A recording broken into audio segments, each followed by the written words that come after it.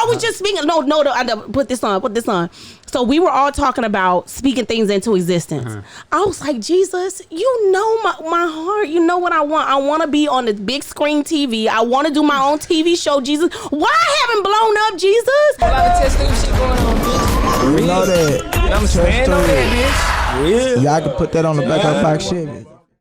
I don't scroll, Instagram and all that stuff. I like to post and get my ass off. Because when you start scrolling, Instagram kind of tries to remind you of the shit you ain't got. Yeah, and people are ruthless. Man, what? And then you're looking at people that you might accidentally pop up on a video of somebody getting killed.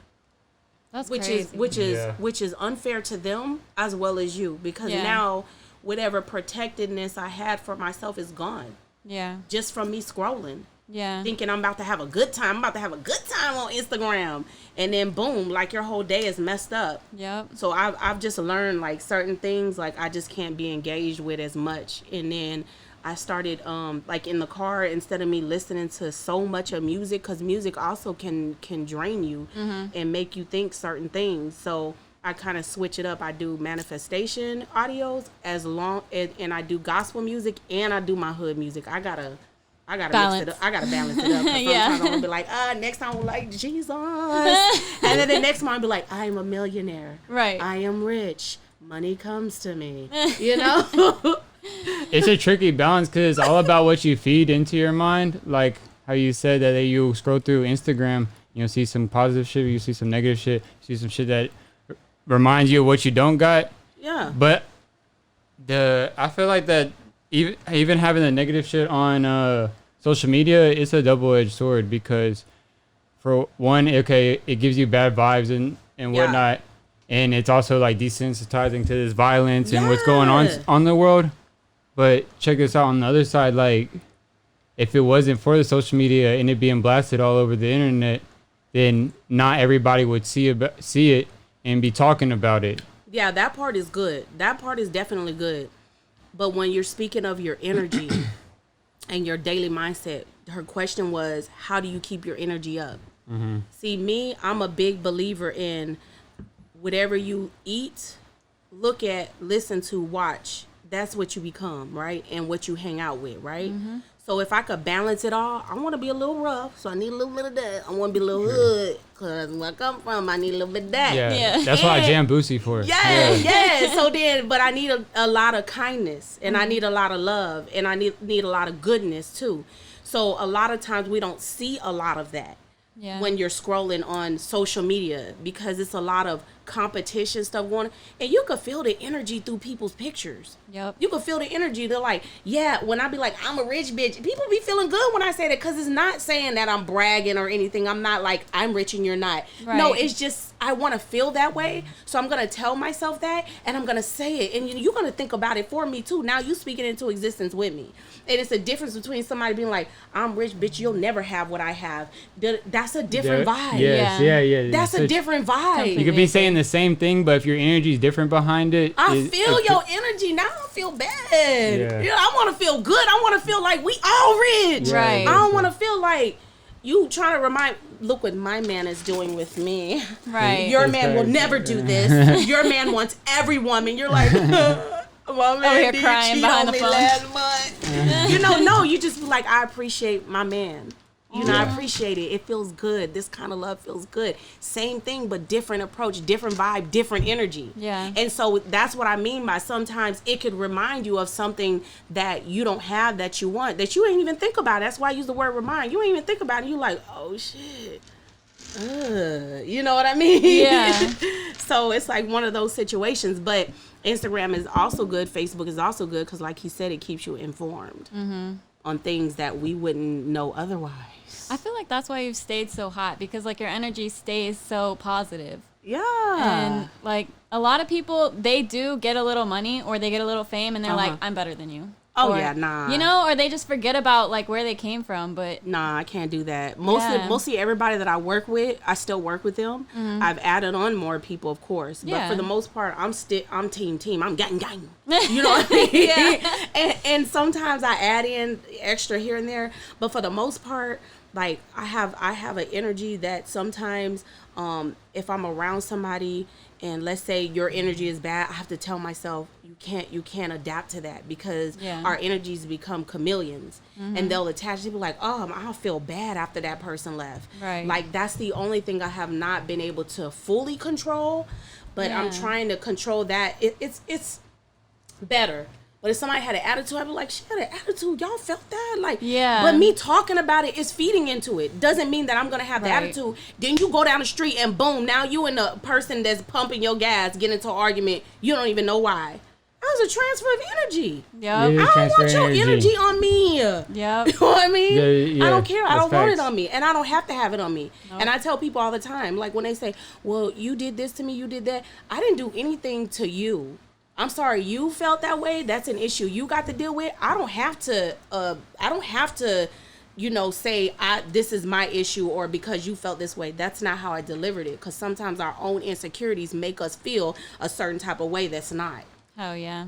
Hey, before we get too far in the interview, I'm going to have you scoot the mic up a little bit so picture your voice up. Okay, we're right here. Beautiful. If you need something to stand up your phone, I can find you something to stand up. Yeah, you want to live stream or whatever? If you need something to stand up your phone. Yeah.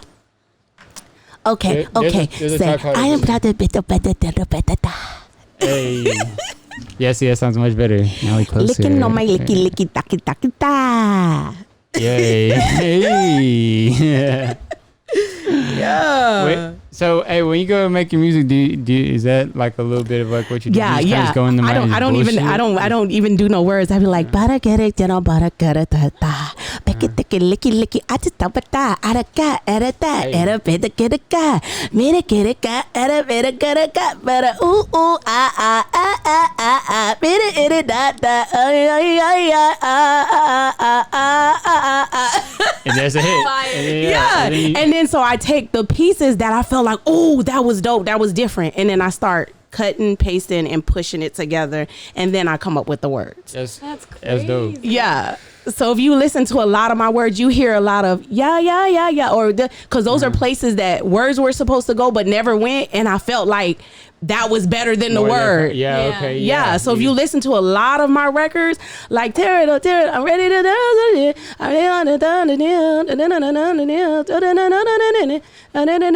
oh yeah. Those are supposed to be different words. Yeah. Oh yeah. You feeling yourself. So the oh yeah. Those were supposed to be words, but I never put words because it sounded doper. Right there, like just doing oh yeah instead of oh yeah he didn't, you know what I mean? Yeah. So a lot of times you'll hear that in my music, you'll be able to tell, oh yeah, she wrote that. So you just go off on like emotions. I go off on emotions. Yeah. Everything is emotions. If you listen to the Project 9 Lives, it's like some records are so different from the other ones. Yeah. I'm like, I don't know, I'm just a psycho. Hey, I'd be like, who is she today? Right. So working with other artists, do you like take stuff from them and kind of like use that into your music, or do you strictly stick to what works for you? I try to take what works for me every single time, because when I try to do what somebody else does, it never works. Yeah. Because I'm an emotional person. Yeah. Meaning that I'm guided through my emotions. So if I'm feeling like down, I gotta speak about it. I gotta talk about it, and I gotta sing about it. If not, then it'll change up the whole vibe of me. Yeah. So, but if I let it out, I'm good. That makes sense. Yeah. So I just listen. I tried to be some of everybody. I ain't gonna lie. When you finding yourself as an artist, and people like, well, we need to find your niche. Because I started off like writing, I was always an artist, but people didn't acknowledge me until I started writing. So from there, I was like, man, I just felt all these energies come to me. I'm like, oh, Rihanna today. Yeah. Oh, bitch, Beyonce. You know what I mean? Yeah, and then boom, I feel like Lil Boosie right now. Yeah. You know what I mean? So as a writer, you taking in all these energies. And then when you come back to being an artist, you're like, who the fuck am I? And okay, so yeah, like on the writer portion. Okay, and first of all, for anybody that doesn't know, go ahead and introduce yourself, Kat St. John. My name is Kat St. John. I am a singer, a songwriter. I am a rapper when I want to be. I do not claim the title as a rapper. Y'all have done that to me. My voice was hoarse and I couldn't sing, so I did a little rapping and it came out fly. And I'm also, just a personality. I'm just a vibe. That's who I am. Superstar vibe. A boss ass bitch. Boss, rich bitch. Yes. Okay.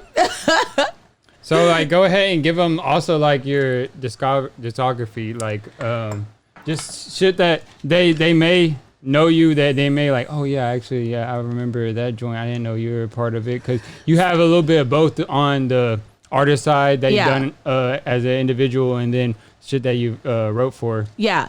So on Basketball Wives, Jazz Anderson did a record.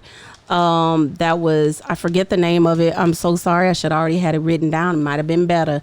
Oh, it's called All I Want. Jazz Anderson, Tammy's daughter. So I wrote that record. And they played it on VH1 Basketball Wives over and over and over that season. So you know, it was bomb. Yeah. And then I wrote Slumber Party for Just Britney. It went to Billboard. I wrote Money on My Mind for Candy Red. I don't know if you guys remember her, but that was way back in the day. That record was bomb. And then of course I did Get Shot for Me, which also touched the billboards.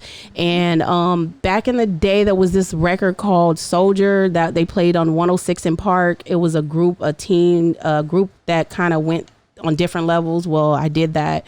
And I mean, from there, I just kind of went on to do my own thing. Yeah. And, you know, I kind of gave little bits and pieces. You guys heard of Marcus Manchild? I did a hook for him, which was Boston George's artist. So I just started doing stuff like that. And I just started finding myself emotionally attached to my music. And I was just like, it was hard for me to give some of the stuff away. And then I was like, started hoarding all this music. Yeah. What came first, the songwriting or the music yourself? Oh, the music myself. Music yourself? Yeah, growing up, I grew up real poor. My mama, they used to make us sit on the mantle, and when there was no lights on, and we would have the little candles on the mantle, my mom would tell us, "This is your stage right now. It's time for you to perform." Entertain. So my biggest thing is entertaining. Very first before anything. Yeah. Like I could entertain the hell out of you, and then music, then writing, then music, then writing for others. So in that order. Okay. Okay, nice. What was the first thing that blew up? Well, Like that got your name out there, or even well, that you... I feel like Slumber Party got my name out there as a writer. Big up to the people that were involved with it.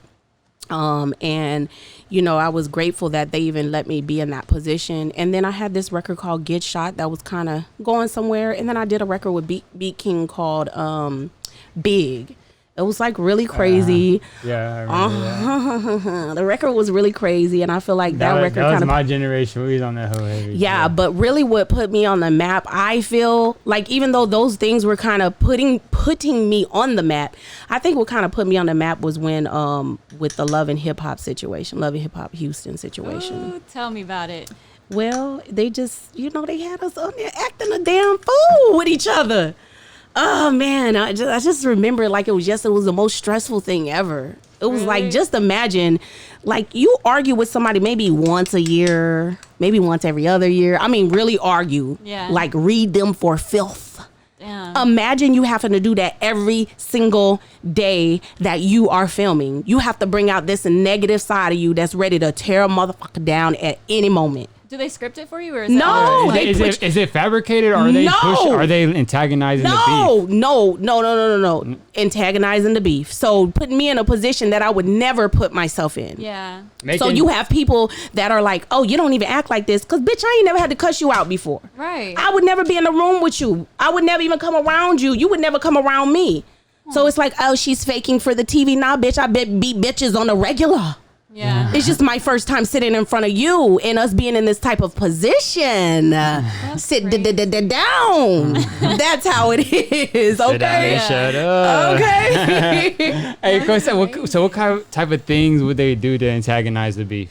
So, like, there was this situation where they was like, hey, we like this song. We want you to sing it. And I'm like, well, that's a song I wrote for, you know, the other young lady. Yeah. You know, that's her record. So-and-so. But we want you to sing it in front of her. Damn. And we want you to do your thing, because we heard that you speak your mind. So what, you scared? Yeah. So it's like, nah, I ain't scared. So Of course. boom, now you putting yourself in a position where you got to prove to yourself that you ain't scared. Yeah. You know what I'm saying? But then at the same time, it's like, I would never be in that position, but this is a part of the scenario that they're gonna put me in. What would I normally do? And then that's when it becomes reality. Like, you don't plot on it, you don't plan on it, you just naturally start reacting to it. Damn. So and that's why it's a reality. So were there ever points where you were like, no, I'm not gonna do that? Like, did they ever? Yeah, of course. There was points that I was like, I can't do that.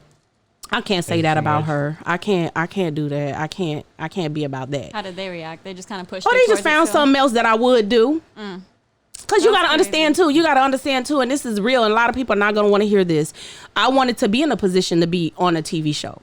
Of course. So there was a lot of things that I would do. Yeah. You know what I mean? And, you know, at the end of the day, you know, I was like, as long as it wasn't jeopardizing who I was, it didn't matter. But eventually everything kind of jeopardized your morals with being on a reality show, like a reality mess fest. Yeah. You know, but outside of that, like, it was just one of those situations where I was just like, you know, I'm just going with the flow with what everybody else is doing. It's like a game.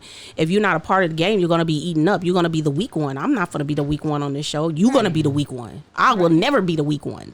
So if this is what I have to do to show that I'm the boss bitch, I'm going to do that. Yeah. You see what I'm saying? So it becomes like survival of the fittest. Yeah, that's what it is. Oh, well, they said this and that about you. And do you know that they said, you like, what? Because one of the ladies, she was like, yeah, your man tried to fuck me. And instantly I wanted to be like, bitch. Right. But I was like, oh, he didn't get to fuck you? Because I gotta talk to him about his game, because from what I heard, everybody fucks you. So he must be off his game then. Right. They wasn't ready for that. But I had to check myself like, bitch, handle this shit like a boss. Yeah. I fucking respect that. I waited till I got home. I was like, nigga, did you try? Right. They'll never know that. But then at the end of the day, he was like, nah. And I was like, okay, that's what I thought. You know what I mean? Whether it was true or not, you told me what I wanted to hear. But in the midst of it, it was like, you got to respond like you playing chess, not checkers. Yeah. See, the people who respond like they playing checkers, they're They're used fast thinkers. They're just like they're off acting the on rip. emotion. Yeah, they not. But if you respond like chess, you think, you analyze. You let me say it like this. Let me hold my back up like this. Let me hold my head up like this. Let me look down like this. And it's a different vibe. Like you know, you beneath me at this point. Yeah. At this point, bitch, I'm finna devour you. Right. Arr, you know what I mean? Right. Feed it to my kids. Yeah. And then when you go home, it's like, what's up? I don't know. You get your one little tear and then you got to bring it back, because that energy, boy, whew, that's a beast. It continues after the show. Well, because now it falls over into social media. Yeah. Yeah.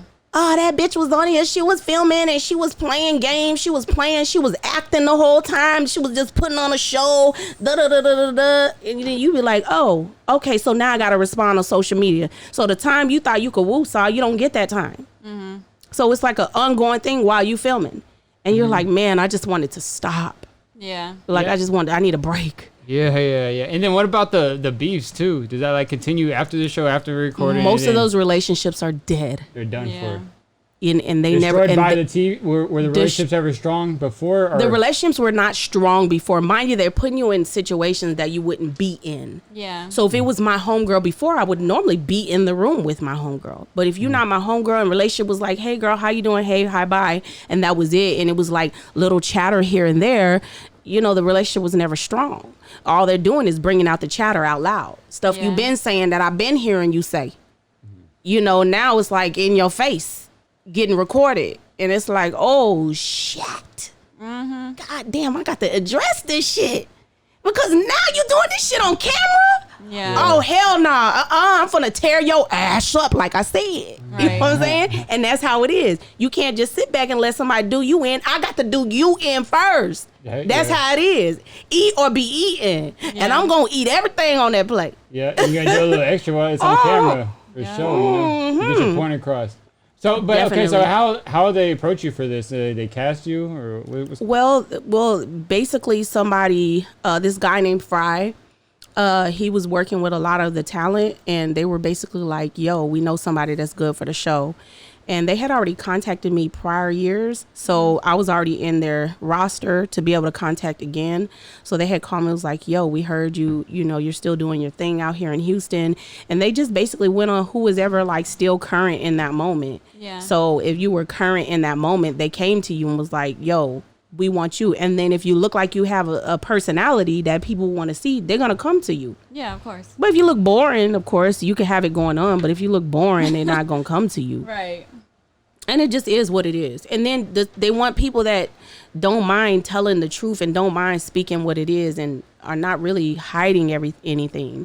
Yeah. And for me, I really don't believe in just hiding everything. I'm pretty much an open book. There's some things that I won't talk about if it's not my business. If it's not my business, Preach. I won't talk about that. But my shit, I'll talk about my shit All day. And people think that that if you my friend, that's my business to tell too. That ain't my business to tell. If you my man, that ain't my business to tell. That's his issue. That's his thing. That's her thing. That's her issue. It ain't my business to tell. Right. But Hey. No, I mean, I don't mean to cut you off. I was just, but like, to your point is, you're gonna find a lot of that in Houston. So having that show in Houston, why did they never air that shit? Because, man, Houston, I know you're not originally from Houston. You're from California, right? When did you come to Houston? Because you do have that attitude where you're gonna speak your mind. You see a lot of that in Houston. Yeah, you know, you seem like a real Houston female. Yeah, well, California females are like that too. Oh, yeah? Okay. Yeah, California females are very open, very outspoken, very determined, very aggressive, and very bossed up. Yeah. California women are very bossed up. So when I came to Houston, I fit right in because like you said, Houston women are the same way. Houston women are going to speak their mind. Yeah. They don't care what you think. And that's how California women are. And I think that's how I ended up, you know, blending in good over here. But I've been here for about maybe eight years now, about 8 years. You really rep the culture well. I do. I love Houston. Yeah. Before that, I was still coming here back and forth from college. I went to Grambling, which is not too far, which is like, 4 hours away? Grambling State University. Okay. 4 or 5 hours away. So from there, I was like, I can't go to California because I'll go back to California. I'm going to be asking people for help. And I was like, no, I got to go somewhere where it's easy, that I know I can make money. I can make money quick. And when I make the money, it's not all going to rent. Right. In California, 1-bedroom apartment, you know, in the hood is like $1,500. I heard it's bad up there. Don't tell them too much. Hey, a lot of people are moving from California to Houston. Like, it's a real wave. You know, Joe Rogan? No. Joe Rogan, man, I'm sure a lot of people that are listening to us know about Joe Rogan. He's like the pod father. He gets got like $100 million plus deal with Spotify. I probably know his face. Let me see. Joe Rogan. I guarantee you know him. But he's coming down to Texas, and I'm like, he's got his show is actually bigger than CNN, Fox, all that shit. Oh no! I know this guy. I know him by face. I know this guy. Joe Rogan. That's our father. Joe Rogan. Shout out Joe Rogan, the pod father, I swear. But I think he's probably gonna move out towards like somewhere in Austin. He just confirmed it on his podcast. But when I'm listening to it, I'm like, man, you're talking too much, bro. Like, a lot of people listen to your podcast. They're gonna have everybody moving out to Texas because California's messed up. What you make in California, you only making half of that just off of taxes. Man, when my family came to my house, they're looking at my house like, oh my gosh, you live in a mansion. And I'm like, for real? Oh, yeah, I do live in a mansion. Because in California, a house that size would be almost $1 million, $2 million.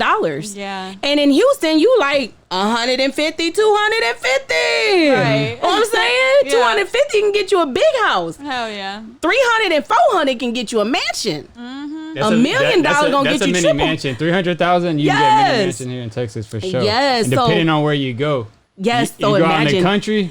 Yeah. Bro, that's a big ass house, barn inland. Oh man, I mean, it's just one of those situations where everybody from California, they always want to be like, oh, I want to come. Like 3 of my family members moved out here since I've moved out here. That's dope. Because of them visiting and like, oh yeah, it's cheap to live out here. My sister stays in Conroe. She paying like I hate to put her information out, but for her mortgage, I think it's like $900 to maybe $1,200 in a big old 6-bedroom house. Mm-hmm. Damn. 2 stories. That's good. I'm like, dang, land is crazy. It really is. I'm like, man. It's really like that. So it's like when people come visit, they're like, whoa. And then when I go visit, I'm like, oh, it's a lot of room up in here, and they paying way more than me. Yeah.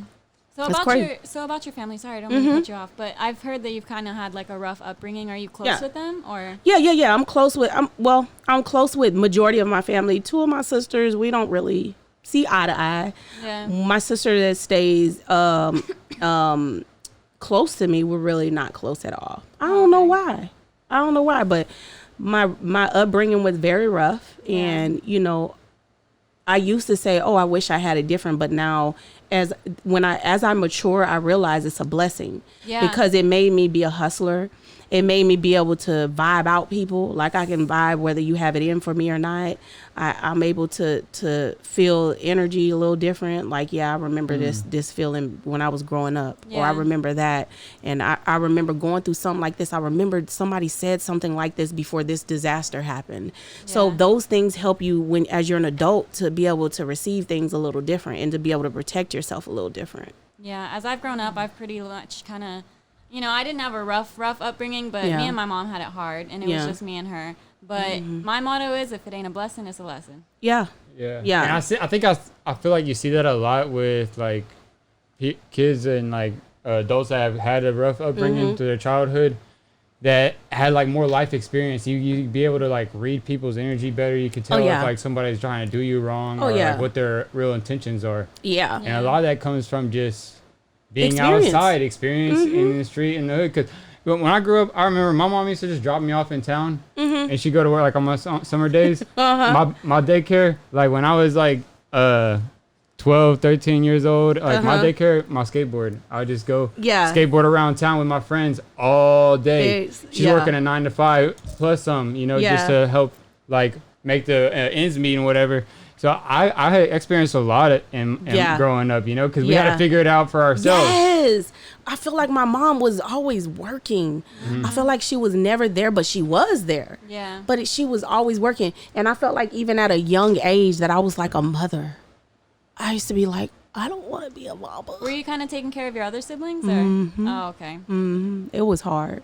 Yeah, that does make it hard, especially trying to be a kid and enjoy. I had to fight a lot. I fought a lot growing up because we stayed in a place called Deep Valley. Deep Valley are where the Crips live. So, but where we got off the bus, it was the Bloods. Oh, so we got off the bus in Blood territory and had to walk to Deep Valley Crip territory. So it was a lot of fighting. Yeah. It was a lot of things going on just to get home.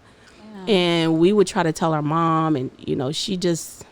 It didn't dawn on her that it was like that until somebody came to our house, shot up our house, typed in 187 and all that, like the codes for for them being marked and stuff like that for my brothers.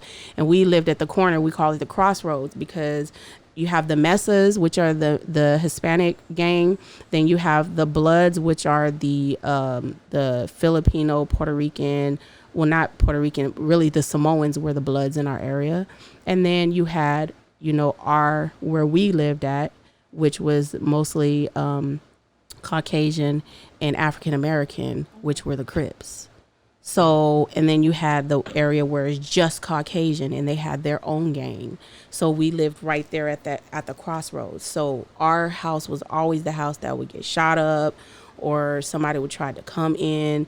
And then it was just always something. And it always had something to do with my badass brothers. Yeah. They badasses were always to get into stuff. We had homegirls that died. We had homegirls that got shot in the head at the gas station. Stuff like that people couldn't even imagine. And it was like regular life for us. You have a crush on a boy and then you hear a gunshot pow pow and the next day you hear that he's in jail because he shot somebody at your school that's right across the street from your house. That's what we grew up with. And because of that, it kind of makes you not scared. And that's a scary thing. When you're not scared, that's actually a scary thing. Yeah. To know that you're not fearful, because fear is what protects you. Fear is what keeps you safe. Yep. And growing up like that, it desensitizes you from a lot of things. It makes you be like, oh, well, people die anyway, know, and it sucks. But, there's a lot of situations where I'm like, oh, woe is me. And then I have to pick myself back and be like, bitch, you ain't going through shit. You still alive. You know what I mean? Yeah. Gotta be thankful for that. Well, I could feel that, like, not so much on, like, shooting and my house shot up, but how you describe having to fight growing up. Oh, all the time. See, I grew up in Baton Rouge, and it's like, and I had to deal with too much gangs and stuff like Shout that. out to Baton Rouge. Yeah, shout out to the BR. Yeah, You heard? yeah. But so I didn't have to deal with like too much of the gangs and stuff because I wasn't into that. But all the kids were influenced on that. And me being a white kid growing up in Baton Rouge, like I had to prove myself. They used to beat the shit out of me. You're like I used to get beat up, so like I had to learn like it's not gonna stop. So I had to learn to fucking stand up for myself and fight and shit. And I used to fight like. God. At one school, it was every single day till Bloods. We used to call it till Bloods. Like we go to the and what's so crazy looking back at it. This is wild because we're in 6th grade. We're in this outside. We had like this like recess. Like it's just like right after lunch, you could just chill for like 15 minutes before you go to your classes. And we would be in this outside bathroom in the way back. And this school was set up. The school was actually used to be a jailhouse, and then it was converted into a school. So like it had already y'all had jail energy all over that. Clang clang. You could feel jail energy. I think it just like transferred over because that's it. Okay, so like we go to these back bathrooms. Everything like the hallways and all the breezeways they were outside. The classrooms were like little slit windows with bars, and it was just like doors, and it was like so it was like either just offices for COs or just like jail cells that they like. Cut out and then I guess like our pods that they made into classrooms. But we'd be back there, 6th grade.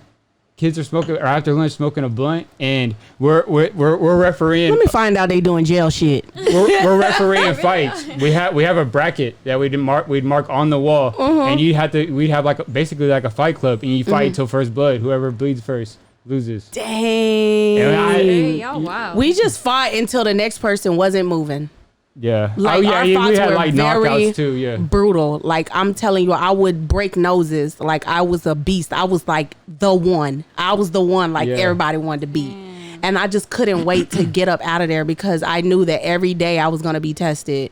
I was never involved in a game. I was only affiliated. Affiliated does not mean you're in a game. It just means you have some type of affiliation. You know somebody. So my brothers and them, my cousins and them, they were all a part of that. We were only considered affiliated through them. So in a sense, a lot of people have made that bad. You can be affiliated to a killer and you don't know. That don't mean you a killer. You know what I mean? Yeah. So it's like I knew people, but they always gave us the vibe of you have to choose sides. Yeah. When you hear a lot of people saying they bang or they this, they that, or they're Crip or Blood or whatever, Pyru, whatever it is, cause whatever the case may be, we lived in an area where you had to choose a side. Yeah, it can't be two-tone out here. No, and you can't like say you're not with nobody because then you're not protected. Yep. Okay, but do you think that it's different nowadays? Oh yeah, it's definitely different. I feel like you definitely see a blend. Like I feel like I used to wear purple all the time. I didn't want to be involved with nobody. I used to wear purple. I used to walk with my head down. They would still try to fight your bitch because I was cute. I was cute. And I'm like, they want me. Yeah. But I wore purple almost every day. Sometimes I would wear the same outfit, like because we didn't have much growing up.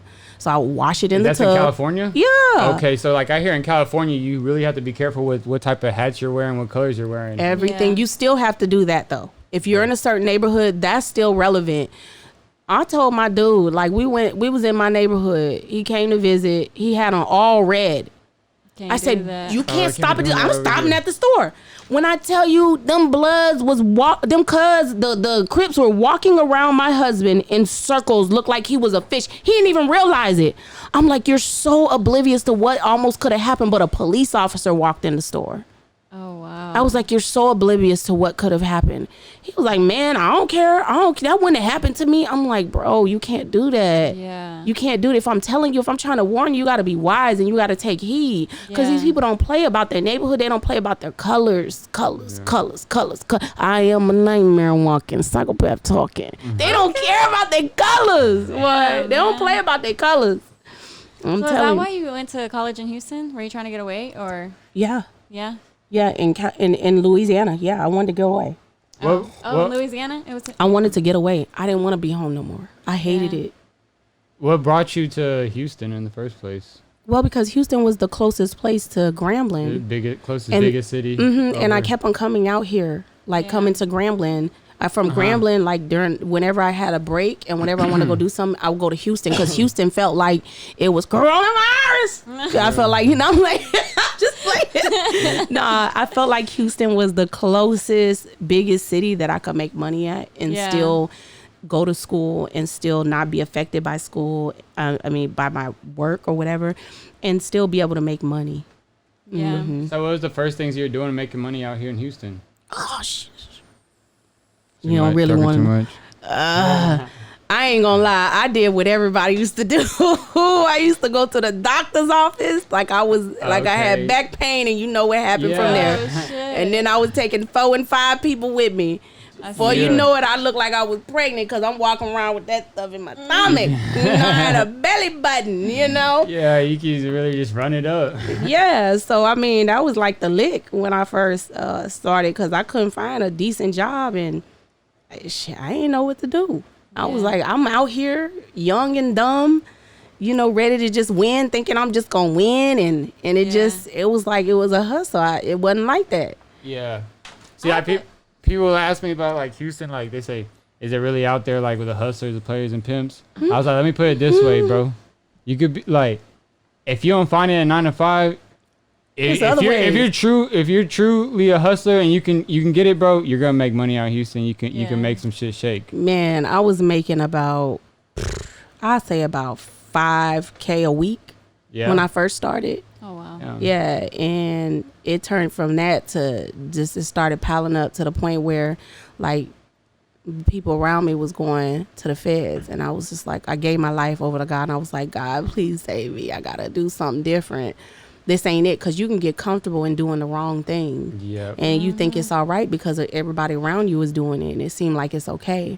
So I was like, I had to live for my son, and instantly I went from having $60,000 to $70,000 in the closet to having nothing because I was spending the money as fast as I got it. I was giving it away, sharing it, paying everybody bills, telling everybody, move down here to Houston with me, I'll take care of you, things like that. And I just thought I was doing something, and I wasn't doing nothing but running around in circles. So eventually I ended up like literally giving it all up, and I went from 60 to 70K in my closet to making nothing, getting repoed, cars getting repoed. Well, they repoed it, but they gave it back because thank God for my mother-in-law. She helped me out. They helped me out. They helped me get back on my feet. But from there, I went from that to owning the same places that I would go to. I started owning the clinics. And I went from stashing 60 into making 60 in 1 month, 60 a month to 70 a month. And I was the richest bitch you could ever find. Yeah, it's gotta Don't be you a like hell own of a a feeling. pharmacy?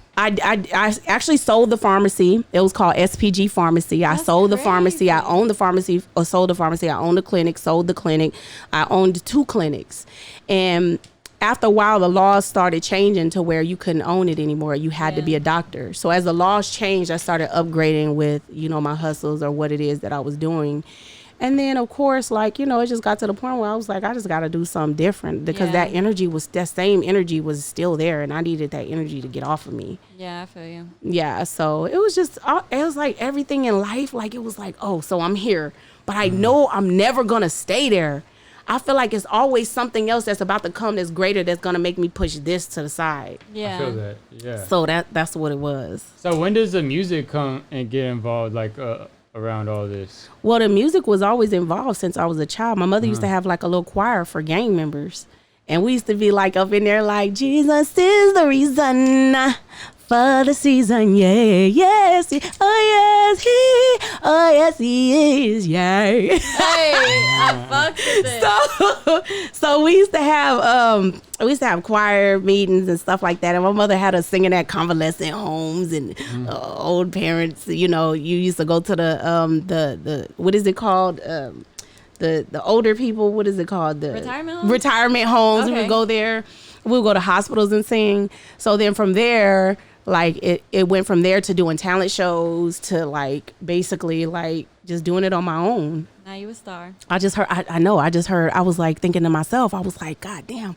I was like, they said you consider professional if you get paid. Yep. I need to get paid at doing this shit. Right. So they can call me professional. Yeah. But right when I got paid, a lot of opportunities went away too. Really? Why? Because when you get paid, you're considered a professional. So a lot of places that want to work with you, they'll say yes, but you can't be considered a professional.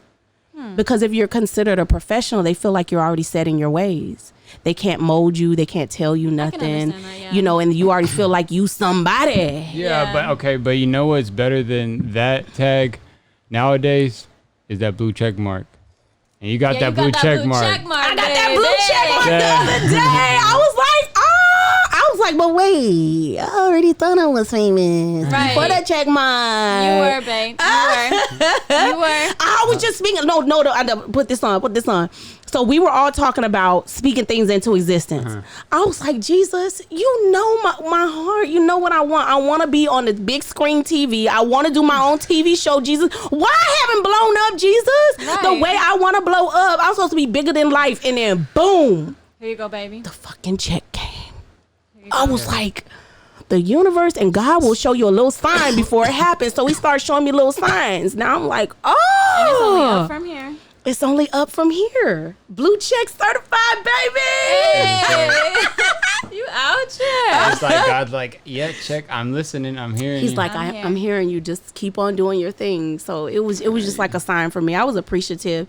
It didn't feel any different that day. So many people showed me love, and I'm like, where are you guys at when my other pictures are posted? Hey. Okay. No, they always want me to post mess. When I post mess, I get so many likes, so many views. But when I'm posting just regular stuff, like, why y'all can't just like the regular shit? Like, why I gotta do the most for y'all to be like, oh yeah, I like that? That's the world, though, in general. Like, people focus on negative energy rather than positive. Oh my energy. gosh. You have to do twice as much positive energy, or you have to have twice as much positive energy to counteract with the negative energy. It's so true. It's so true. And Because I can show my but naked ass right now. It's gonna go viral. Because I ain't just around showing no naked. I posted a video the other day in a bathing suit, and I ain't gonna lie. I had a little too much of my ass was showing, and it bothered me for 2 days. And I went and took that bitch down. Good. If it I took it bothers you, down. take It didn't down. feel good. What? Did it go crazy though? Yeah, it did. Yeah. But you felt some type of way about it? Like, I ain't feel good about it. I kept for 2 days. I was asking myself, like, was it worth it? Like, was it worth it? It wasn't worth it. It didn't feel good. And like for 2 days, I kept saying, I wonder if such and such saw it. I wonder if, oh my gosh, if such and such. And then I kept saying to myself, like, girl, you know that ain't even you, girl. Like, why'd you do it? And I was in the bikini. It wasn't the fact that I was in the bikini. It was the fact that the bikini was cut a little different from the regular bikinis. So my whole butt was kind of out there. Yeah. And it felt like G-stringish. Oh, okay. I ain't gonna lie, the ass was looking good. Ass is looking I was good. just gonna say, focus on the fact that you fine as fuck, first of all. You bad. That picture was looking like a baddie. Okay. But it wasn't worth it. It didn't feel good. Okay, see that feeling that you get? I get that shit all the time, especially like with this podcast doing it. Sometimes I'm like, damn, I'm a little too open. Like I just said too much. Like I was like, I wonder if such and such is like gonna see our podcast, or what if like, oh, like one of my mom or like one of my cousins, like my mom's cousins or something. I'm like, oh, what if they discover our podcast and go back on that? Because I have so much respect for my family. I do, but on the same note, it's nothing too crazy. Like it's nothing that like, it's just me being me. You know what I mean? So yeah, like, I don't feel bad. I don't feel bad about it. But I feel that like wasn't I respect me. it. That wasn't me though. Okay. That wasn't me. There's a difference. Like it's certain things that I just don't feel comfortable doing, and I did it because I was pumped up, because I was like, dang, I look good in this bathing suit. But sometimes me looking good, like I'll post a bathing suit picture, but the way I posted that one, it was just all ass out. And it just didn't feel good. It didn't feel good. That for yourself. I feel like it's mine. Yeah. I feel like it's mine and it's my man's, and that's it. I don't want nobody else to see it like that. Not in that way. Like, it didn't feel good. It didn't feel good. That's how I felt because I was gonna start an OnlyFans, right? And I actually kind of did, and but I made it to where you couldn't like see it until you paid, right? Mm-hmm. But then at the end of the day, I was like, I don't know if I want to do this. It didn't feel good. One, everyone else is doing it, so it just kind of, you know, from a men's perspective, it's like these bitches are on OnlyFans and that's all they're good for. You know what I'm saying? Man, I literally, I thought to myself, I was like, bitch, I'm gonna do an OnlyFans. My shit gonna blow up. That's what I was thinking too. I'm not gonna lie, for 24 hours, I had posted it. Somebody said, can you bend over and show your booty hole? What? I said, this shit ain't for me. Hey. This shit ain't for me. This ain't for me. Demon used a lot. And for that whole day. Now, mind you, it wasn't even up for 30 minutes. It was for my feet.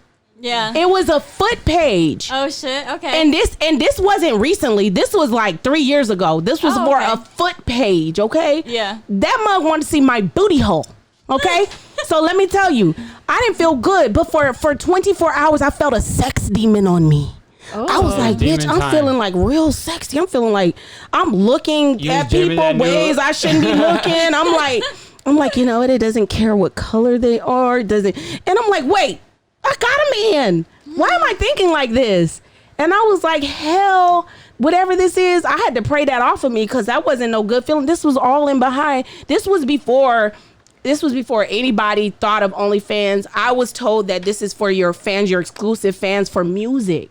Was this before the Meg Thee Stallion remix? Oh, this is before all of this. This was like 2.5. It was like 2-3 years ago. Did you listen to the Beyonce and Meg Thee Stallion remix? Yeah, but see, people going with the trend. I ain't no trender. I ain't no trend follower. That shit is whack to me. That song was almost too on point. Like it was like, all right, this is too relevant. Yeah, she did that. That was some following that. Yeah, I was like, Demon Time OnlyFans. I was like, okay. You saw Miss Megan do that shit. That shit went viral. Hey, I wanted to bring that up because actually we just had Miss Megan on. She actually said, hey, I see. That's my bitch. Yeah. I love Miss Megan. I hate when everybody had tried. Everybody that was, you know, prior to that, a lot of people was like, oh, that's my friend. I like her. Not my friend, because I don't like to use that word.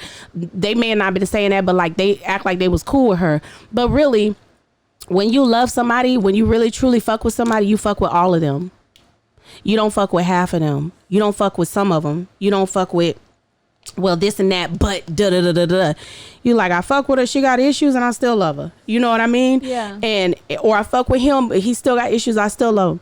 If that's her fucking decision, that's her decision. That's something you may not be comfortable with. Hell, I ain't comfortable with that shit.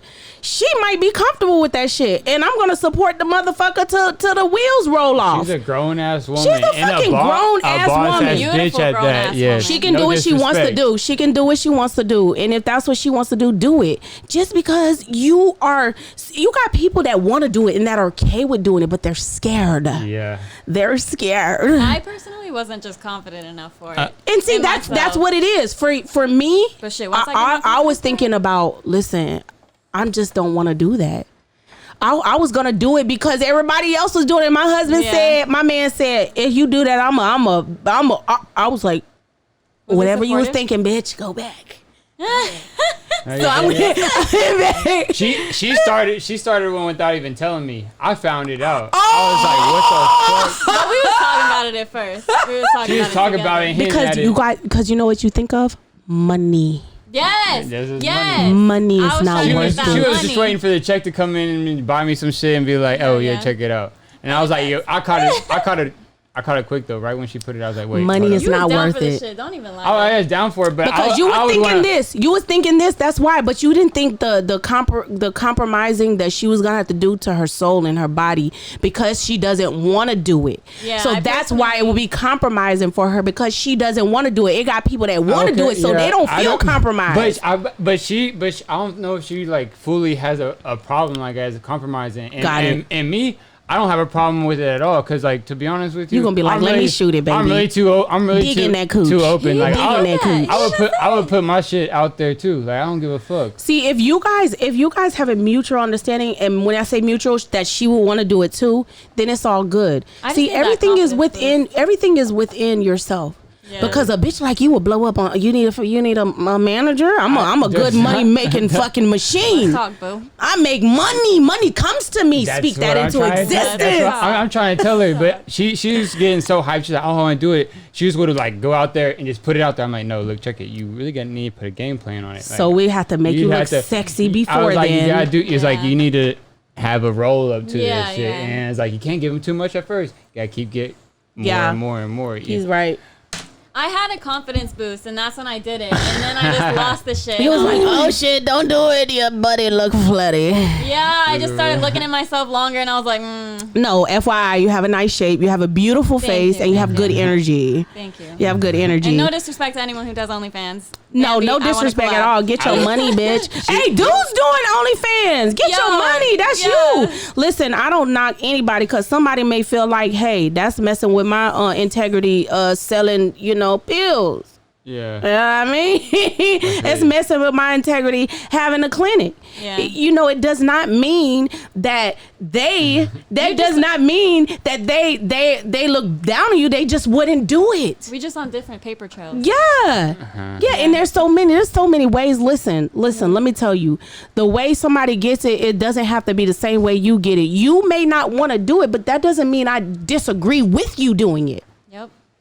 I disagree with my big ass doing it. I got a lot of fat I gotta hide and shit. You know what I mean? I don't want nobody to be hurt when they see it. But at the same time, I just don't feel good within myself doing that. Like I said, I couldn't even put a whole ass picture up without taking it down. It bothered me for 2 days. I feel like we're all working at different frequencies. Yeah. We all eating. We all on the same trip and just got different baggage. Yeah, but guess what? When money comes to you, money just comes. It doesn't have a form. It doesn't have an actual job title to it. It just comes because that's your energy. So with that being said, do you think like Houston culture, business wise, do you think we kind of stick together or people kind of stay more independent? Because we talk about this a lot, and me personally, I feel like Houston people want to work with who they want to work with. There's a lot of sensitive motherfuckers out here.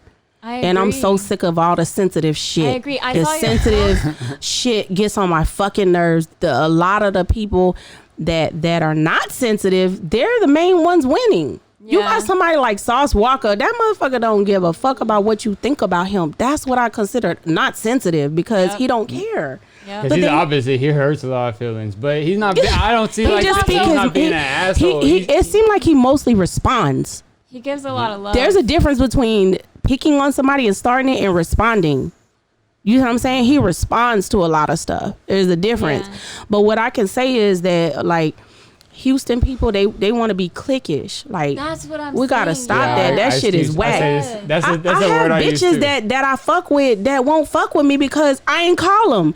But I ain't want to tell you, bitch, I'm sitting somewhere doing somebody's taxes from January to February. From 8 a.m. to 3 o'clock in the morning. I ain't call you because I'm trying to make some money. But in their mind, oh, that bitch must have been talking about me. Or that bitch must have said something about me. She don't fuck with me like that. And I'm like, God damn, you just done made up this whole story in your head. Yeah. And it just is what it is. But it's unfortunate, and I could say that happens a lot.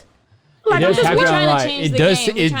seems like they're like they really are making something in your head, but I think what's really programming people to think like that is the social media, the comments, the Twitter. You only get 244 characters to say something, speak your mind, and it's up to their mind to how they interpret what they say in the comments or what they say on Twitter. Oh, because you have people to be like, I know she was talking about me on that post. Yeah. You're like, nah, bitch, I wasn't talking to you. I wasn't even thinking about you. I was just saying it. The other day I said, did a broke bitch say something? I thought a broke bitch said something. Then I said, an envious bitch might have said something. A jealous bitch.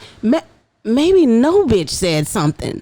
Because in our mind, we want to believe that somebody hating on you. Bitch, nobody's probably even hating on you in that way. And you just done made yourself believe that. So at the end of the day, like, you could be hating on yourself. Everything is mental. So if I decide to take on what you say and F with me mentally, then I can do that. But if I decide to be like, I thought nobody said anything to me, you can take that on too. I mean, but that's like conceited of them, because like they thinking that they're so selfish. wrapped up, and selfish because they're so wrapped up in their world that they think that you don't have a world outside of them, you know? Yes. They think, damn, I don't have a life outside You of... think I'm thinking of you? Yeah. And you know how many people I know? First off, a bitch got 10 brothers and sisters. That's number one. You gotta jump the line of 10 motherfuckers first. So you got to be like dun dun dun dun dun dun dun, and then I don't talk to you on that level. So that's another probably 20 people. Now you got to jump the line of the 20 people, and you thought that you were the first one in line when I posted this shit. I'm not even thinking about you. It was probably one of the 30 people that was in there, and in their mind, they already know what it is. We probably already talked about it. They don't want to think like that. They don't want to think that you may be the last person on my goddamn mind. Bitch, you really selfish. Cheers to that. That's a selfish bitch. You thought I was talking about you? You a selfish motherfucker. That's what I would say. For real though. It's crazy, man.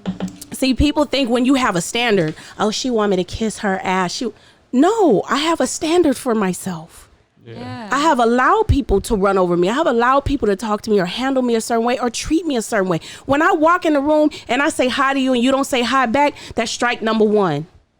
Strike number 2, I walk in again, I say hi to you, you give me a huh. That's strike number 2. Number 3, it ain't gonna be no number 3. When I walk in the room, bitch, I ain't saying shit to you. And then you wanna claim like you victim.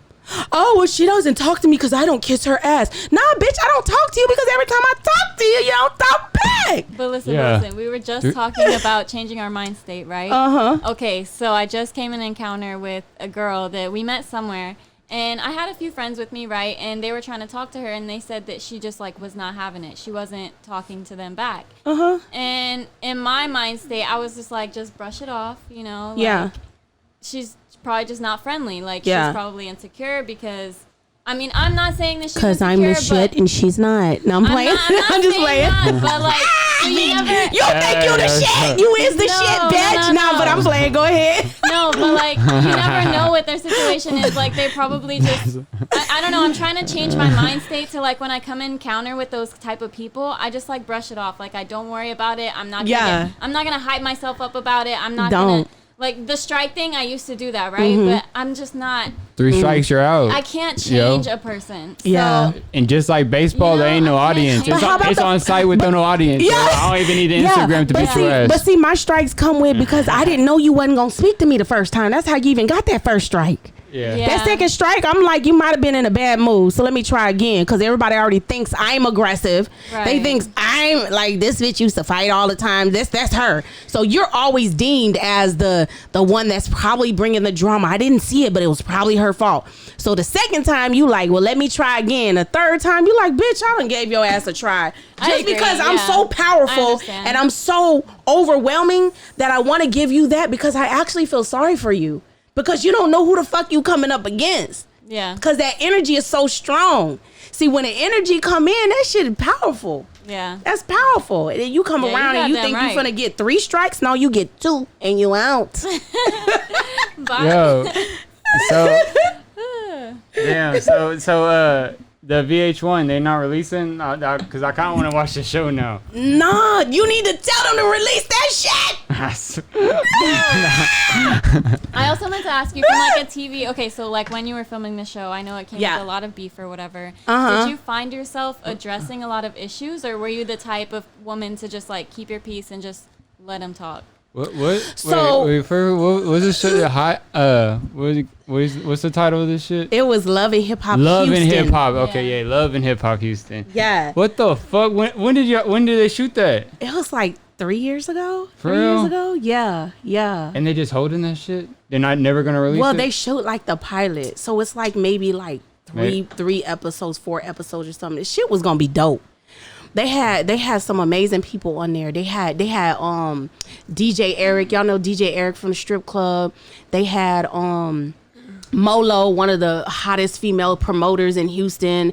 They had Go DJ High C, one of the biggest hype DJs. They had the Charlo twins up in there. They had I think Jay Prince Jr. was in there. I'm not for sure, but I heard that he was a part of it. I didn't really get to film with him, so that's why I say I heard. Yeah. They had a young lady by the name of Necessary. They had Just Brittany. They had Johnny Blaze was up in that thing. Okay. Johnny Blaze was up in that. Johnny Blaze tore that whole place up. I mean, that was like a motherfucking monster that came through, like a hurricane monster. She came and she tore that whole entire club, but they was like, this shit is over. Damn. Yeah, She turned that shit upside down. I was like, God damn, bitch, you a real monster. I didn't even know that. That's my friend. See, I need to see that. I'm not hip to love and hip hop, you know, because it's like I really don't even watch TV too much, you know. I'm mostly like on YouTube if I'm watching anything, or maybe Netflix. Mm-hmm. But if it's Houston shit, I feel like then it was straight H-Town. Were you able to watch it? You watched the pilot? No, I didn't get to watch the pilot, but somebody had a snippet on the internet where I was like going off on the table. I was like, oh shit. Yeah, we need that. I was like, oh fuck. I was like, they really just did that to me.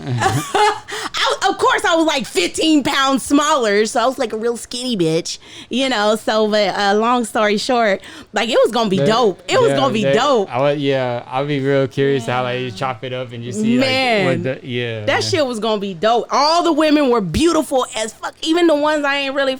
Beautiful is beautiful. It had some beautiful women on that show. It had some nice gentlemen on that show, and it was going into drama. Like they was talking about, you know, my history with, you know, relationships with other women, relationships with my dude, you know, and things that have happened in the past and things that happened in the present. I mean, it was some real stuff. It really made you have to sit back and really look at yourself and really confront issues that you never confronted before. Wow. So can I ask, were you like paid for that shit or? No, we weren't paid for it because it was the pilot. Damn. But I was, so that's from what I heard on my contract, this is what I heard. I don't know how true it is, but I was one of the ones that got paid a little more than the others did. Yeah. I don't know. But that's if it airs. If it airs, but at the end of the day, a bitch ain't get zero. I ain't get nothing. We didn't get nothing. It was the opportunity. It was the opportunity because we were under the impression that it was going to air. But they also did tell us before that they were doing Miami as well. And they were going to decide. Then they came back and said they were going to decide between Houston and Miami. So make it juicy. So I was like, juicy? Make it juicy and we're going to win? Step up. It was juicy. Yeah. And we still didn't win. I believe our shit would have went way better than Miami. Miami is like, did Miami air? Did it air? Yeah, it aired. It's airing right now. Miami's like, Houston, nobody has Houston. That would have been so unique. Yeah. They need to revisit. Everybody comes and visits Houston on the slick. Everybody love Houston. That would have been some unique shit. Can we take a vote?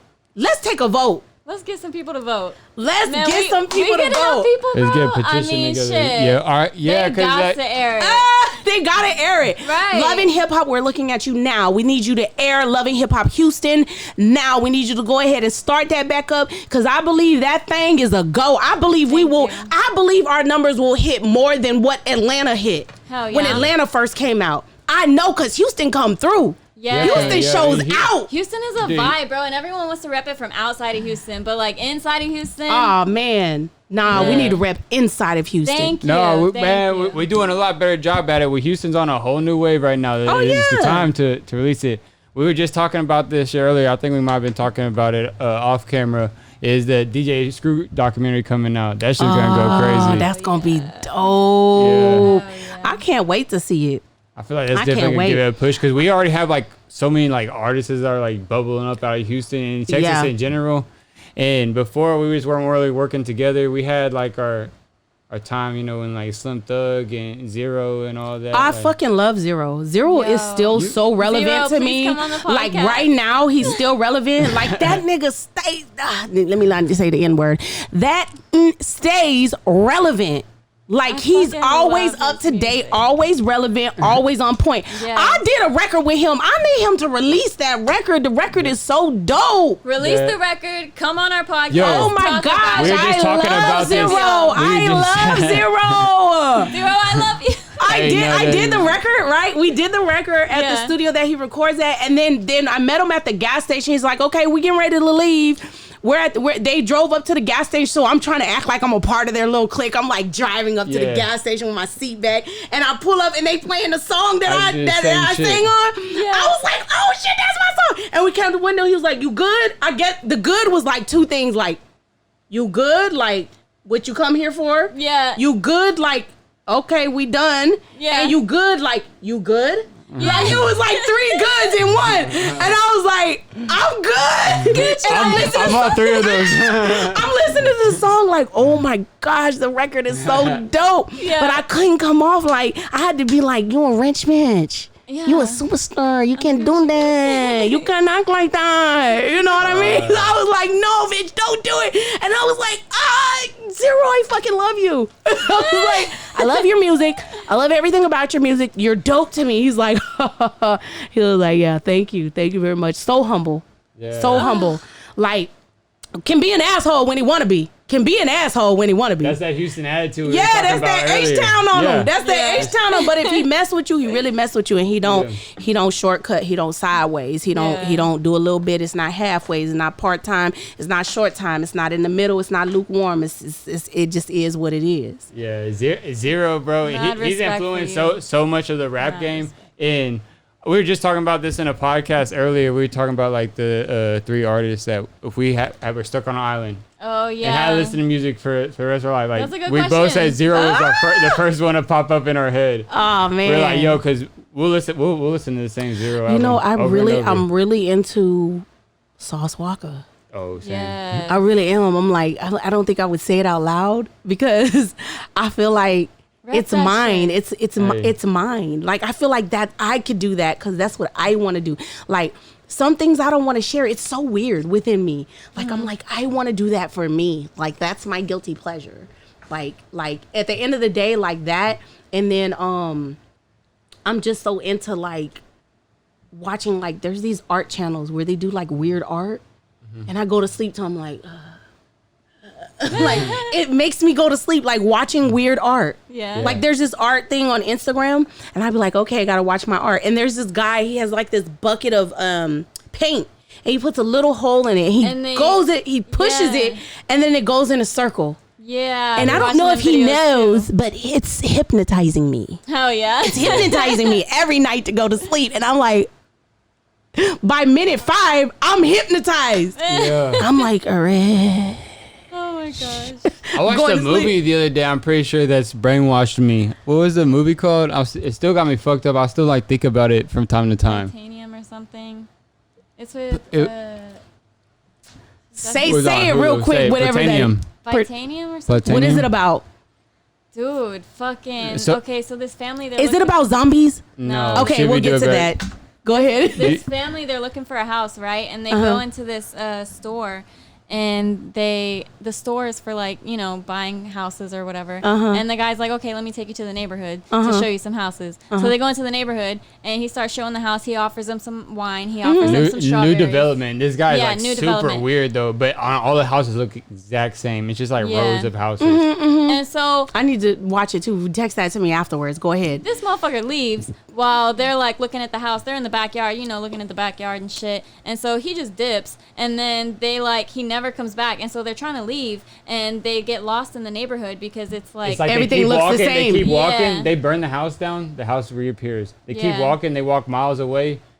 They look up, and that's the same house. Yeah, and so eventually they like It's get like a supplies loop. delivered to them. And so I they can don't live. like give away too much if you want to watch it. I wanna ain't watch gonna lie, it. This shit Yeah. made me mad. Like, I want to watch It was it one of those so movies I was like, bad. what the Turns fuck? out they were like tripping, and it was like either a simulation or they were in a I wouldn't hole. say too. I don't know. Okay, don't say too much because I'm going to go home and watch it and analyze it and decide, like, what is God trying to what tell is- me? No, I'm Yeah, playing. let me know, What does let me that know what you mean? get from it because I don't really get it. Like, She told me watch it. She's like, this is a good movie. I was like, I watched it. I said, this movie sucks. I hate it. What the fuck? Like, really it made me mad. confusing. It made me. It You're really like pissed double me off. dutching. the You're like, ending is just like so trippy. The ending like, is what the fuck? weirdest part. I'm literally into zombies right now. For real? You watch The Walking Dead?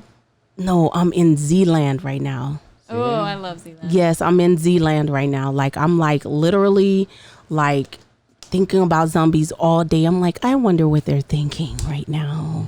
Like, it's so sad that there's zombies right now. Oh, on the movie, on the yes, show. on the show. On the show, I'm like, don't kill them, dude. They're still humans on the inside. Just put them in a cage somewhere. I think they're just let them go and live their life. They're not bothering you. They're slow ones. The fast ones kill, but the slow ones, let them live. Let them be in a cocoon cage or something like that. So you'd be the type to be like, let's not try to kill all of them and see it's like we can get. If they're trying to attack us, kill their asses. But what if they turn into fast ones? The fast ones got to go. Okay, but what if the slow ones turn into fast ones? Just kill them all. I think, but see, here's the problem. The problem is while they're slow, you're passing them up.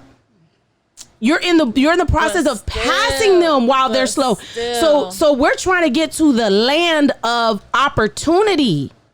You see what I'm saying? Man, it's called Z Nation. It's called Z Nation. Z Nation. Z Nation.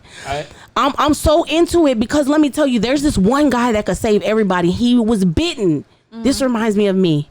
He was bitten and he was infected, but it didn't kill him. Damn. And he is the one that could save the whole entire world. But I can save the world. Okay, but why wouldn't you just get rid of all of them? Because then you won't have to deal with the problem later. You know? Man, when I tell you at the end of the day, like I just feel like your whole job is to get to this location so that you can literally be saved. And if you can go there, a whole new world. If you can go there and be saved, you're good. Yeah, I feel you. That's just how I feel. Have you seen this one on Netflix, Daybreaker? Take another fucking step and you're dead. Well, oh shoot, are they gonna turn into zombies? No, it's like basically. Are they vampires? No, like all the adults turn into zombies. I like vampires too. Yeah, only the kids survive. Daybreak, I need to put that in my phone because I like zombie stuff. Oh, okay, yeah, definitely watch that one. Daybreak. Have you watched the Brad Pitt movie Z Nation? That's. You don't like Did that we movie? just say we? Oh, it's a movie. It's a movie. It's a movie. Yeah. No. I just watched the movie. World War Z. That's what it's called. I need to get that one too because I'm just so into zombies right now. It's sickening. It's very sickening right now for me. No, it's really weird. It's really weird. You'll thank me. But I love it. I'm like, before I go to sleep, I gotta watch zombies. I gotta watch zombies. I gotta listen to my affirmations, and I gotta read my thank yous. At the end of the day, that zombie stuff, it has me really feeling like, okay, I'm revamped. That's also not like the best shit to watch before you go to sleep. Because I remember I was heavy into... That's not the last thing I do before I go to sleep. The last thing I do is I listen to my affirmations in my ears and my prayers in my ears. But before I visualize you right, it may not be the last one.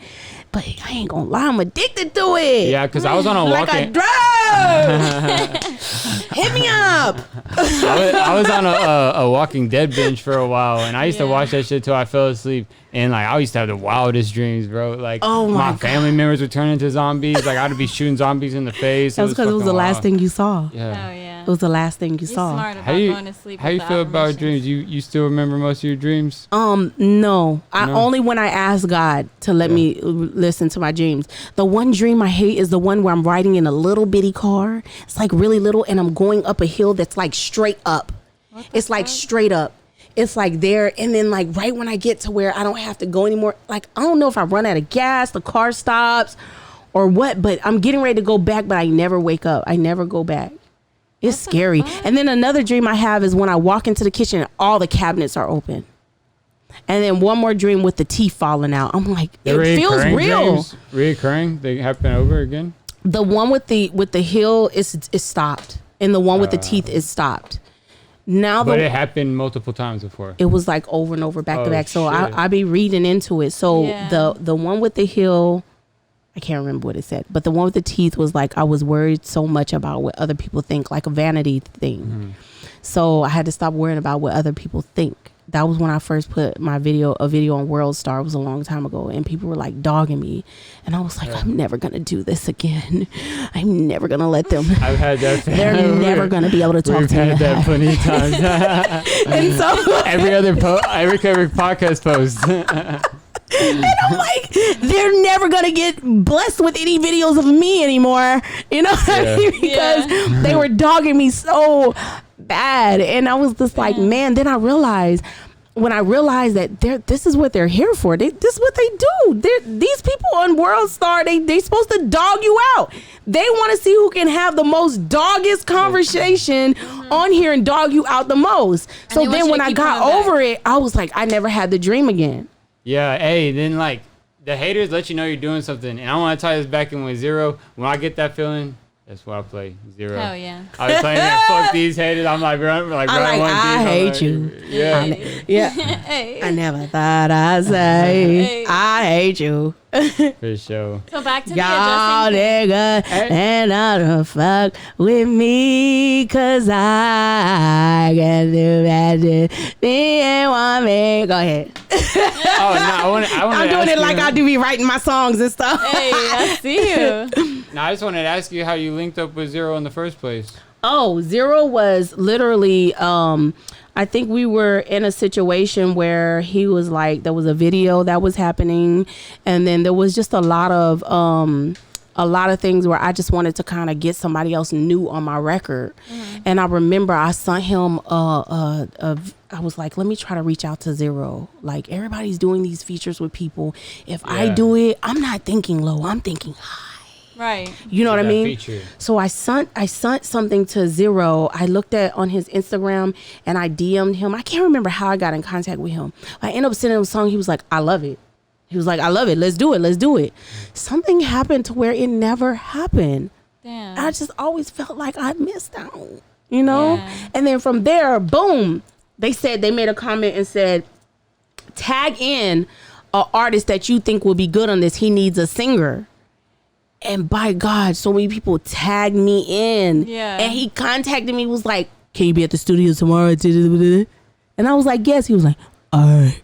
I was like, okay. I was like, okay, thank you. He's like, okay. I was like, thank you, Zero. He's like so busy. He was just busy. So when I get to the studio, boom, we recorded. He's telling me what to write. He's already wrote the hook. So I ain't got to do nothing. So half of the nervousness I was feeling, I came up in there trying to act cool. I was like, what's up?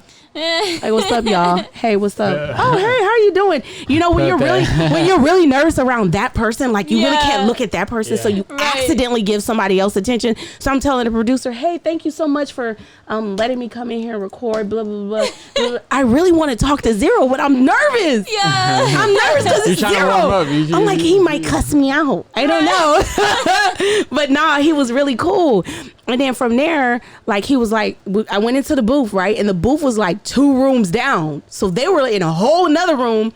So I'm feeling like by myself. I'm like, lonely. Everybody feels lonely. So I'm in the room. And while I'm in the room, I'm like, I'm looking at everything around me and I'm like, he already gave me the words. I have to feel it now. Yeah. So he's like, he wanted gospel singing. He wanted like, he told me what he wanted. Yeah. I was like, now I gotta fulfill it. And I'm like, my voice is a little hoarse, but I can't let him know that.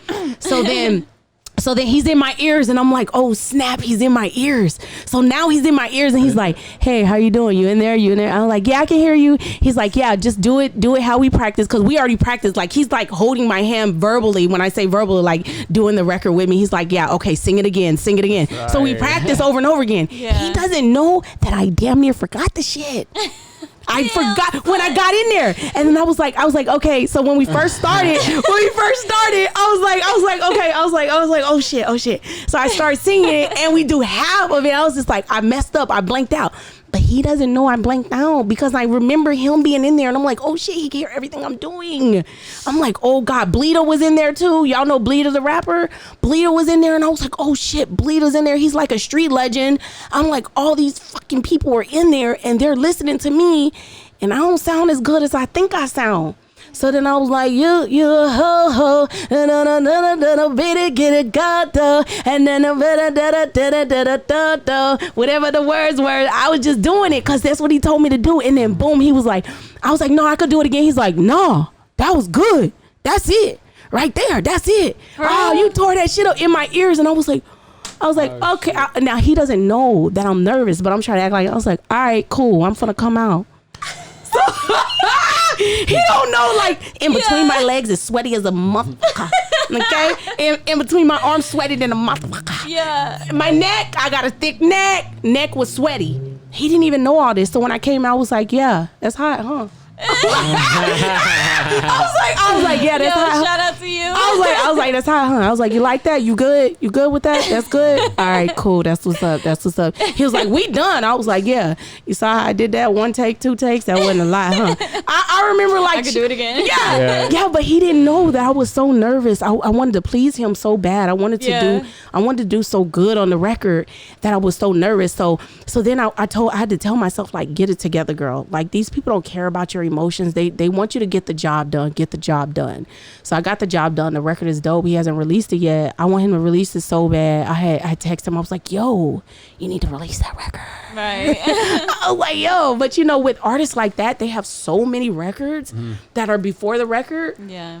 That they may even get to a point and be like, they have other records to put over that, because whenever you create other records that are even doper, and you be like, yeah, we're gonna hold this real quick. Yeah. You don't want to oversaturate it. Yeah, but it was an amazing opportunity, and I just loved it. I just loved it. So I couldn't believe that he told me he had heard about me. And I was like, what? Like, when I first reached out to him, I was like, yo, my name is Kat St. John. He's like, don't play with me. I heard about you before. I already know who you are. I was like, what the? He was like, yo, you really talented. You're like dope. And I was like, oh, me. And I was like, oh, okay. Thank you. Thank you very much. And this was all through text. So it wasn't no call. It was like through text. So in my mind, this is how it sounded. Yeah. You know, so I'm like, okay, thank you. What's up? That's what's up. That's what's up. So when we gonna do the record? Right. You know, but in my head, I'm like, right. You done shot that thing. That's what's in my mind. But on the outside, I was like, all right, cool. That's what's up. That's what's up. Well, let me know when you're ready, when you got what you got done. Right. You know, so, but it never happened, unfortunately. So I've seen he follows you on Instagram. Yeah, that's my homeboy, like, for real. That was the first mutual friend I seen, and I was like, oh shit, 0 followers. That's dope. Yeah, that's so dope, bro. Like Zero, he's so 100. He's so down to earth. Like, he's became a friend of mine. Like, if I have a problem, I can call him and be like, yo, let me tell you what just happened, brother. Yeah. Like, this is what happened. Like, no, for real. He'd be like, yo, I done told your ass. Like, what the fuck I tell you? I'm like, oh, shit. You did tell me that. You know, he's really cool, down to earth. He gives me good advice. And, you know, at the end of the day, you know, he's an amazing person. And, you know, I put him in the category as my brother, because even though we're not blood, he gives me advice like a brother. You know, and he gives me advice that's kind of hard sometimes. I'd be like, damn, you ain't have to say that shit like that. He's like, but I had to tell you, don't be doing this stupid. And I'm like, oh, okay. Just keeping it real. Yeah, you gotta have somebody like that, though, man. Yeah, he don't sugarcoat it. Yeah. And it's prevalent with all his music, and he's genuinely that dude. He's a solid ass dude. Yeah, he's so dope. He's on like one of our top on our vision board as far as like our guests that when we first started this podcast. Like 0. I know he tapped in with No Jumper like 4 years ago. I watched that interview over like 4 times. I was like, you need to come tap in with us. TestTubeTV. We're taking it over for Texas. Oh, man. He's a dope person. That would be dope to have him. I haven't talked to him. Even though I normally talk to him a lot, during the coronavirus, I haven't talked to a lot of people. It's just really changed the way I think about things. It just really changed. Like, I don't know. It's just my focus is like, I'm just trying to do something different. And when you try to do different things, like, I haven't talked to family members like I should. You know, I haven't talked to friends like I should. I don't know. It just put me in a weird space. This whole coronavirus. Yeah, and then also some of my attitudes kind of changed on some people, just the way that they have acted over this shit in this pandemic. Yeah. Some people, I'm like, man. I wanted to ask you something that I found out. Did you actually bail people out of jail when you said that? Yes, I was able to bail one person. The thing is that, okay, so most people, so I went to the bails bondman because nobody DM'd me a bails bondman. Nobody DM'd me about who needed to be bailed out except for people that had like a massive bond. So my idea was to bail out people that had from $200 to $500 that have like that amount of bond. Well, what happens is now they have a thing called PR bonds that I found out about on that day. So a lot of people, about PR bonds. So a lot of people are bonding out and don't need any money. Oh, wow. So they don't need money to bond out. They just have to follow a rule. Well, there was one person that didn't want to follow their rules on the PR bond. So I was able to bail them out. That's so, good. and the thing, so then I ended up calling another bails bondman people called Better Greenspoint Bellsbond. Okay. So I ended up contacting them, telling them like, hey, like if you guys need anybody that needs any assistance, call me. Here's my number. And they were like, who are you, a lawyer? I was like, no, just call me Kat St. John. Good citizen. I ended up not going to the Galleria that day. I'm not really a Galleria shopper. Yeah. I was just feeling like Galleria-ish because my hair was just done. Well, my makeup was done. Deed. And then I was like, I want to do something else. And I always like doing stuff. I'm always the type of person that likes giving. When I give, I just do it naturally, but God always blesses me back. I always get it 10 times fold. Not that I'm doing it to get back, but it just happens. Yeah. But I ain't want to go to the mall. And I was like, if I'm feeling like I want to spend on something different. Yeah. And then there was this one guy who did contact me. They needed like $5,000. I was like, I can't do that. Wow. I was like, I can't do that, but I can help with something else. Yeah. So I told them to call me, but they never called me. Oh. So, there's other things that I can do.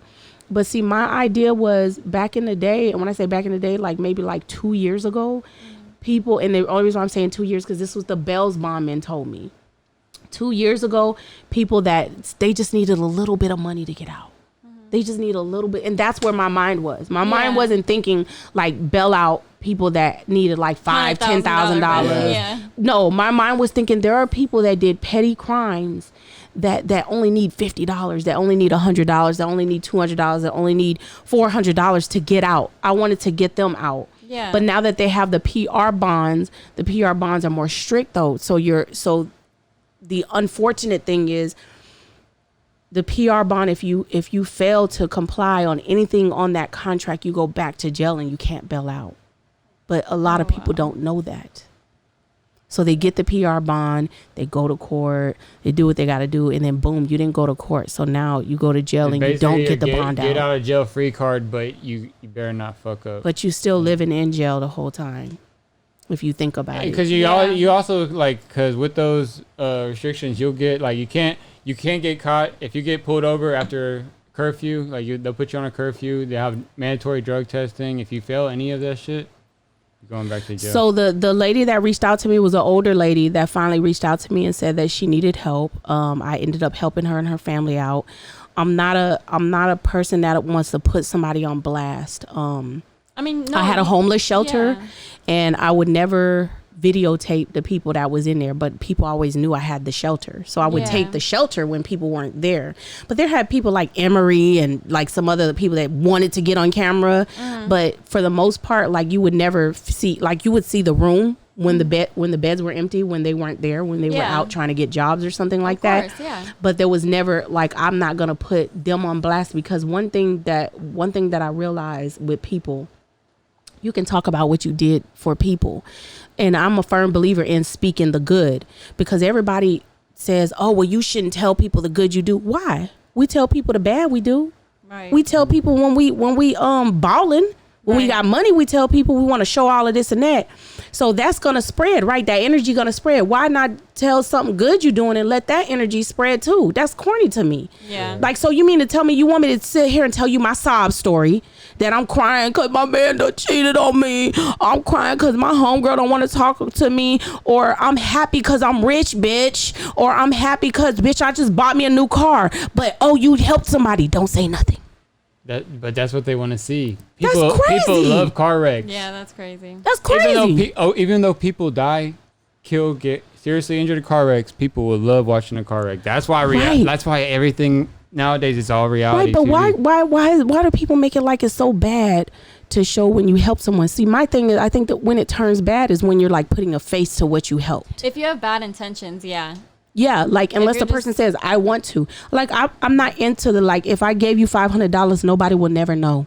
Mm-hmm. They will never know. Like, on my Instagram, I had just posted something about somebody. I was like, first year they worked with me, they made 50. Second year was 100 and something. Third year was 170. That's because she posted it, and all I did was repost and add on to it, because that gave me approval to be able to talk about it. And I was proud of it. Yeah. I like the thank yous. Yes. I like the dang, she did this for me. I like those. I like those better than $1. Right. I like those better than let's ball out of control. Let me take you to the club. Let me buy you a bottle. I like the thank you. The highest praise you can give to somebody is a thank you.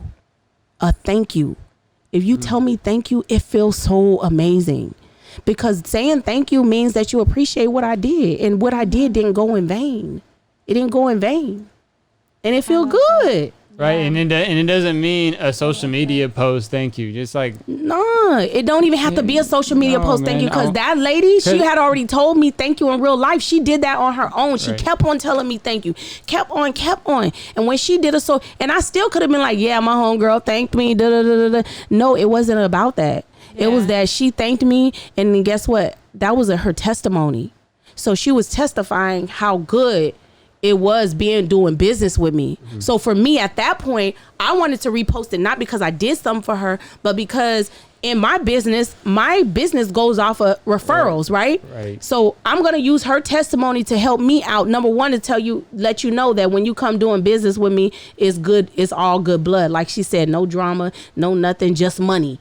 So when you have somebody say that about you and they put it on their it's obviously good business, because she wanted not only thank you, but let it be known that to all her subscribers, followers, anybody that her this a good businesswoman, do business with her. Yes, like I want it to be known that I really appreciate her services. My mama always said, you don't gotta brag on yourself, let other people do it. Then when other people do it, you can bring that information to the table. But you don't have to be the one to do it. And most of the time it won't work if you do it. No, it won't. Yeah. I changed your life. I did this. No, nobody wants to hear that, because then that's coming from a whole different person within you. Bad intentions. Bad intentions, different energy. But it's not only about what you say, it's about the energy and the intentions you have behind it. But when somebody genuinely says, you know what, thank you for turning me on. I may not be on this path with you anymore, but I appreciate you. Yeah. Thank you. It feel good. It feel good, because I'm like, wow. She really see that I did something for her. Like, that feel good, or he really feel like I did. And vice versa. When somebody do something for me, I don't care if it's something small. When I came here, I was like, thank y'all for having me. Yeah. When you give a thanks, something else is going to come with that. Thank you. Gratitude goes a long way. Somebody come around you, they don't give gratitude. You like, fuck out of here. Yeah, you know what I mean? Wait, we really thank you. We really appreciate you having you on. Yeah.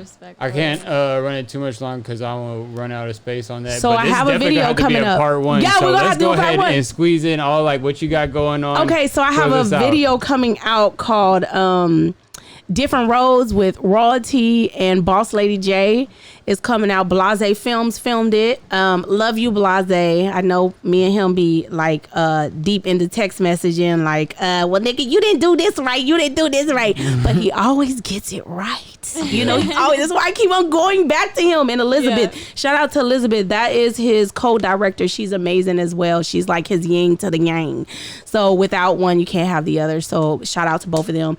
Shout out to the producer of the record, which is Super Producer TA, amazing. And again, shout out to the young ladies who took out their time to do it. They didn't charge me or nothing, and these are bomb ass rappers, you know. And shout out to myself, you know. I think I did that. I think I put a mean collab together. Like, I feel like these ladies need some recognition, and I feel like I would love for them to, you know, I want them to blow up so bad. Like, I feel like I feel like in a lot of things I'm in the forefront, but I feel like I'm supposed to be the one, the power mover in the back. That's the A&R.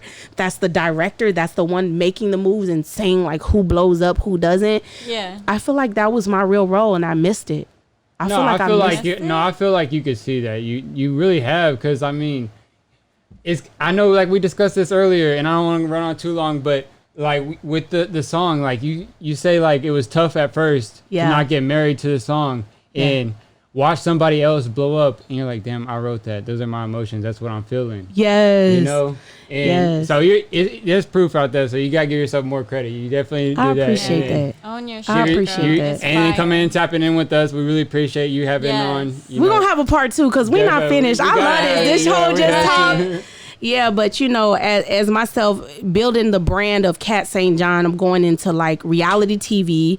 Y'all wish that on me. Talk about that. Yes. Like, I really want reality TV to pop off for me. TV shows.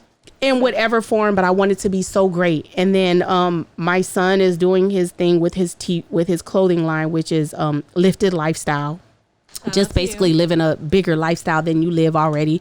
And then of course I'm just doing all type of stuff. I'm just trying to make money, you know what I mean, the right way, you know, because fans only keeps on knocking on my door. But no, I'm just joking. But you know, I just appreciate all the opportunities. I appreciate all the gifts, all the love, anything that comes to me that's amazing and that's blessing. I appreciate all of it, and I warrant more of it, and I want more of it. And I appreciate you guys. I appreciate your show, because your show is amazing and it's something different. That means a lot. I think I need to host one day with you guys, like a guest host. Well, I will ask the questions that are like really hard. Like, I think I could be a guest host one day. For sure, yeah, we could definitely like. We'll definitely like have to do some more content with you, not even just like the show and maybe like a reality show. We could be a part of that, you know. Yes. We could have like, hey, did you hear they talked this shit like on such and such blase on TestTube on the podcast? Yes. And then cut to the scene. Oh hell no! I know that bitch ain't talking. Yes. We should do it. Yeah. I'm so serious though. Like, I really believe that I was made to just entertain. I believe I'm an entertaining being, and it comes natural. It's not forced. It's just who I am. My mother always said, she had 10 kids. It was 10 of us. She said, the reason why I don't hear you is because you're not doing enough. You're not doing enough to be seen. Do more, and then maybe I would have heard you. You didn't tell me you had that. You didn't tell me you had to go buy crayons or whatever the case may be. Be louder next time. So this has grown me into being who I am now. Yeah. Do the most. Be louder. Be more aggressive. Do more. Yeah. And then when I feel like I'm not doing enough, then I have to bring myself back up and remind myself of that, what my mother used to tell me over and over and over again. You know what I mean? It's working for you, girl. I appreciate you guys. It's working for you. Yes. If you want to do an OnlyFans though, let me know, because I will be a subscriber. I may not never look at it, but I will support your business, because that's a business. That's a business. It's people making millions of dollars. It's a business. So if you do it, I got you. I got you, bro. I got you, sis. I'm trying to get my tits done before I do it. Yeah, but before we get off, I want to say shout out to everybody who's fighting for Breonna Taylor to get justice still. Yes. And shout out to the Black Lives Matter movement. Yes. And shout out to our people that are trying to fight for justice and trying to fight for us to have the same equalities as everybody else. And shout out to just everybody, our allies, you know, people like you guys who love us just for who we are and who support us for who we are. We appreciate you, because there's a lot of people who don't, you know. Yeah, I love that. We appreciate it. So Black Lives Matters, and I'm on here representing all the way. And, you know, I was out there protesting, sweaty, but Black Lives Matter, and let's get the killers for Breonna Taylor. Let's get them. Let's get the justice for her that she deserves, and the only way we can do it is by talking about it and bringing it up. And so this is the last thing I'm gonna say. Don't cry, boo. No, I appreciate that. I had to bring that up. Yeah, because I know a lot of times we do interviews and it's about us. We don't bring up anybody else, but you know, it just came into me. I feel like that was a spirit. Yeah. It just came to me, and it should have automatically already been came to me.